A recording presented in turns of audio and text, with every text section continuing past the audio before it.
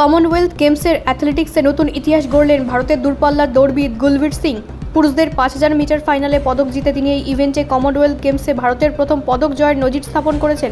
তার এই সাফল্যে ভারতীয় অ্যাথলেটিক্সে যোগ হলো এক নতুন অধ্যায়। দীর্ঘ দূরত্বের দৌড়ে আন্তর্জাতিক মঞ্চে ভারতীয়দের পদক জয়ের ইতিহাস খুব বেশি দীর্ঘ নয়।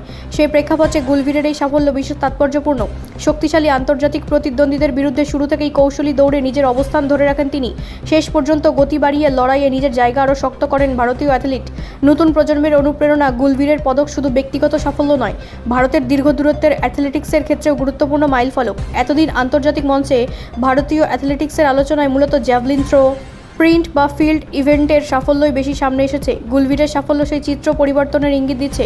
ক্রীড়া বিশেষজ্ঞদের মতে আন্তর্জাতিক মানের প্রতিযোগিতায় 5000 মিটারের মতো ইভেন্টে ধারাবাহিক সাফল্যের জন্য শুধু গতি নয়, অসাধারণ স্ট্যামিনা, দৌড়ের কৌশল এবং মানসিক দৃঢ়তার প্রয়োজন। গুলবীরের পারফরমেন্সে তিনটি বৈশিষ্ট্যেরই পরিচয় মিলেছে। ট্র্যাক অ্যান্ড ফিল্ডে বাড়ছে ভারতের আত্মবিশ্বাস। এবারের কমনওয়েলথ গেমসে ভারতের সামগ্রিক পদক সাফল্যের মধ্যেও অ্যাথলেটিক্স গুরুত্বপূর্ণ ভূমিকা পালন করেছে। গুলবীরের পদক সেই সাফল্যকে আরও তাৎপর্যপূর্ণ করে তুলেছে।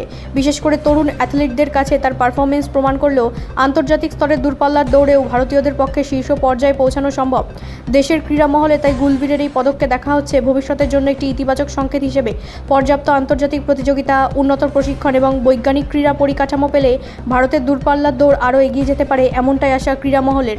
গুলবীরের ঐতিহাসিক পদক তাই শুধু একটি মেডেল নয়, ভারতীয় অ্যাথলেটিক্সের নতুন সম্ভাবনার প্রতীক। কমনওয়েলথের ট্র্যাকে তার সাফল্য আগামী দিনে আরও বহু তরুণকে দূরপাল্লার দৌড়ে আন্তর্জাতিক স্বপ্ন দেখাবে বলেই প্রত্যাশা। ব্যুরো রিপোর্ট, রাষ্ট্রীয় প্রসার বাংলা।